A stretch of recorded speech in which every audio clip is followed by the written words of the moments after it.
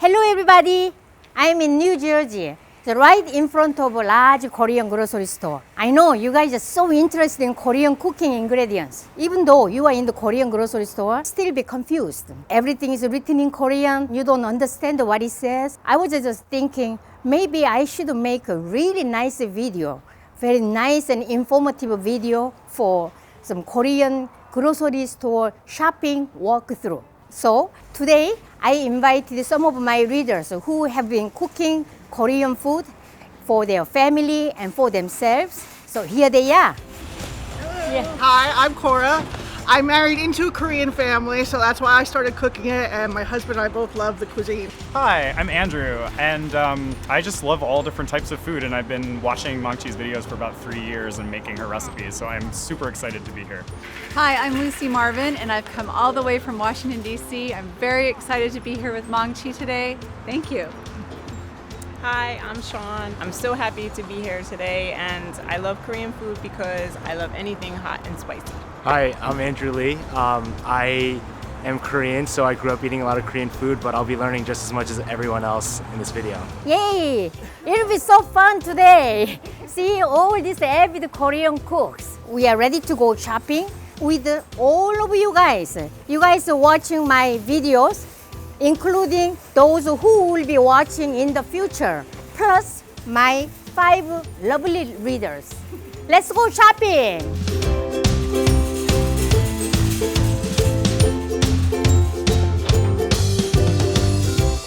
Whenever I come to Korean grocery store, I'm going crazy because it makes me so excited. I love to buy everything here. East, west, north, a lot of things are going on here. There are many Korean grocery store chains in the USA, but pretty much almost similar, even though the size is a little different, but it's like this. But don't get intimidated. So first, what do you think I'm going to choose? Most important Korean cooking ingredients. You got it? You got it, guys? Red pepper flakes. Rice. Rice. lot of people ask me what kind of rice you are using. So I'm going to show you Korean short grain rice. I always eat short grain rice. Let's go. This is a rice section. Any Korean grocery store, rice is like piled up, like this. This is a short grain rice. Rice grain is short. The short grain rice is a little stickier than long grain rice. That's why whenever we make some kimbap, Korean seaweed rice rolls, I need to use short grain rice. Many of my readers asked me if they can make the kimbap with long grain rice. It's not going to work well because you are going to roll and squeeze, and then all this rice is going to fall apart easily because it's not sticky enough. What kind of rice you guys are using? I use normal white. Yeah, normal white short grain rice. I like brown rice. Yeah, brown rice. Japanese rice, also short grain rice, is very popular rice. Sweet rice is glutinous rice.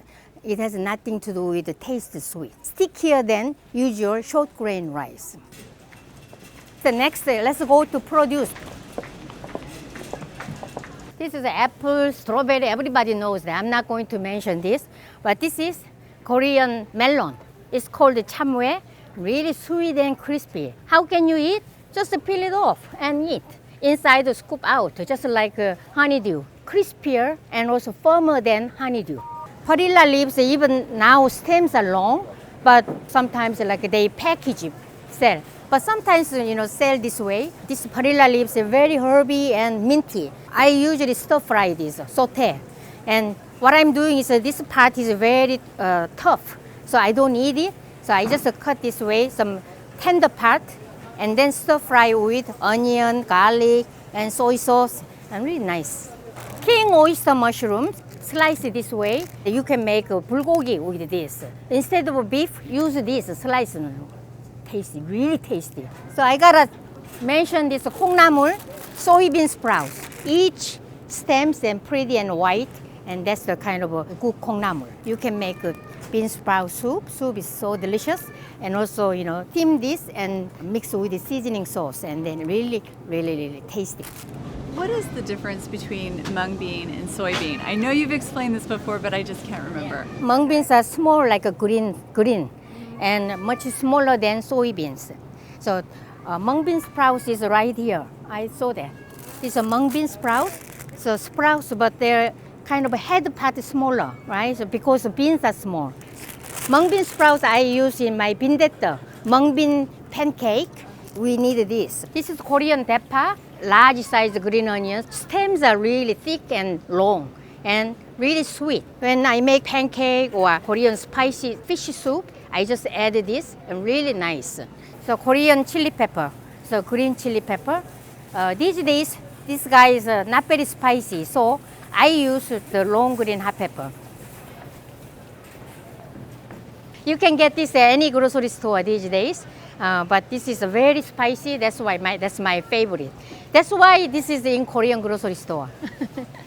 This is water dropwort. This is called Minari. Oh, very tender these days. We put this in the kimchi, and sometimes I blanch this, and then mix with the seasoning sauce and sweet and sour spicy. I make this. So water dropwort, Minari. Korean red pepper. So you see fresh red pepper, and I just use this for garnish. A beautiful color. I can keep in the refrigerator like up to 2 weeks. But sometimes I just let them dry. So I have like a Korean dried chili pepper even at home.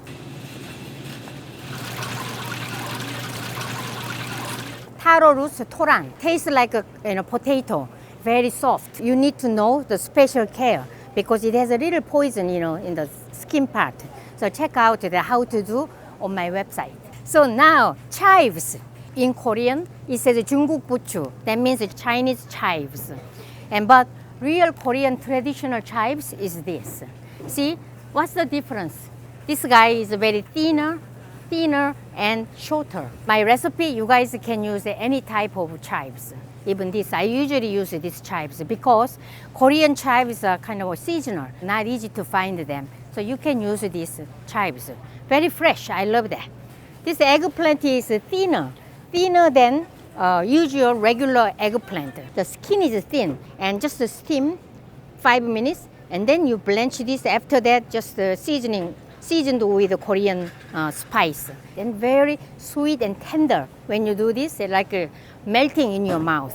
That's my favorite. I use a lot of garlic when I make this. This is Korean pear. You guys know that, eh? Years ago, not many people knew about the Korean pear. And then I used to give this present to my Canadian friend. My Canadian friends, when they tasted this, they are, oh my, is it pear? How come so delicious? They're so shocked. But these days, everybody knows about my secret, so you guys can buy this anywhere even. They call this the Asian pear, but smaller. But Korean grocery store, they sell really nice. They came from Korea directly. Next, very important ingredient to make kimchi. What we need? Yeah, cabbage, Korean cabbage, napa cabbage. Let's go. When you choose a Korean radish, and it should be smooth. Yeah, everybody likes smooth. These days, not peak season, but I always buy Korean radish, and then I keep in the refrigerator. How can you keep in the refrigerator? Don't put it in the refrigerator by itself like this, because this guy is going to freeze easily, even in the refrigerator temperature. So wrap it with a paper towel, kitchen towel, and then put it in the plastic bag so that it's not going to dry out. And then keep in the refrigerator. Then you can store this like for 1 month in the refrigerator. So I use sometimes I make a soup or a stock, delicious like anchovy stock. I need this guy. And then what I'm doing is that I cut, and then I use this amount. There's a leftover, I wrap with a kitchen towel, and then plastic bag, and then refrigerator. See you later, like this. Also, you make the cubed radish kimchi. Everybody loves cubed radish kimchi. So 깍두기 is called 깍두기. You can make this kimchi. It's the main ingredient.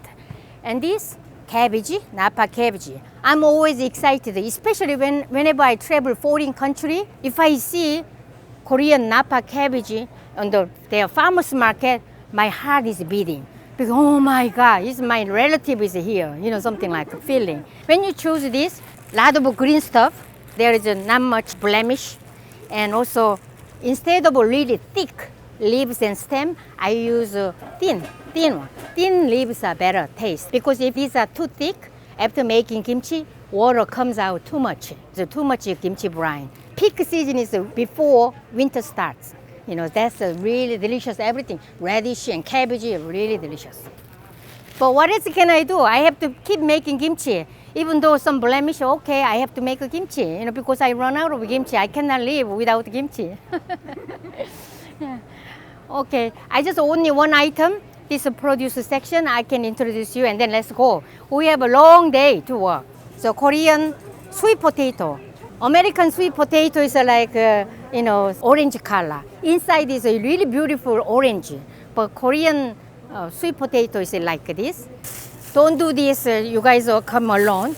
Because I already told, I got some special permission today from manager of this store. So I said later I'll pay.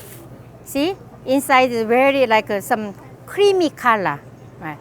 And when I was young, when I go to my grandmother's house, we used to eat just as also snack, you know, just to peel the skin. Thank you. So we cut this way. Okay. How is it? Okay.